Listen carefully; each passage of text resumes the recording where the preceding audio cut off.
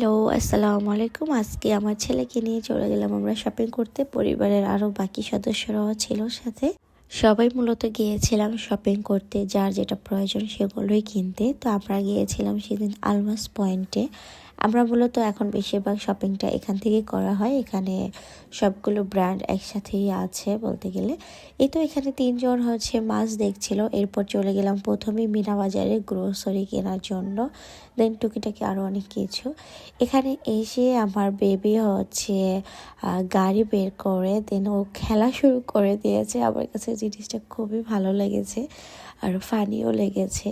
এই তার প্রথম মিনা বাজারে আসা। তাকে নিয়ে আমি মূলত আগে বের হতাম না, বাট এখন তো তাকে নিয়ে আমি বের হই আর হব ইনশাআল্লাহ আল্লাহ বাচ্চা রাখলে। 15-16 মাস হওয়ার আগে আমি বাবুকে কখনোই মার্কেটে নিয়ে আসিনি। এই প্রথম ওকে নিয়ে মার্কেটে বা টুকটাক সব জায়গায় এখন নিয়ে যাই। এর আগে আমি কখনো ওরে কোথাও নিয়ে যাইনি।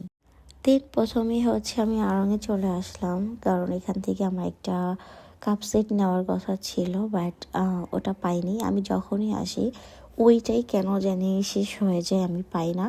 তো গেছেবার নিতে আসছিলাম যখন, তখন একটা কাপ ছিল না। দেন ওদের কালেকশনও আর কি ছিল না। তো যাই হোক, লাক খারাপ থাকলে যা হয় আর কি। তো চেষ্টা আছে ওইটা আমি নিবই বা অন্য কোনো আউটলেট থেকে নিব ইনশাল্লাহ। এরপর কিছু ড্রেস দেখছিলাম আমি আমার জন্য। এরপর দেখলাম শাড়ি। আমার কাছে আড়ংয়ের শাড়িগুলো অনেক বেশি ভালো লাগে। তো এই শাড়িটার প্রাইস 17,000-এর মতো মেবি ছিল। খুব সুন্দর ছিল। দেন মসলিনের কিছু শাড়ি ছিল। এরপর জামদানির অনেক সুন্দর সুন্দর শাড়ি ছিল।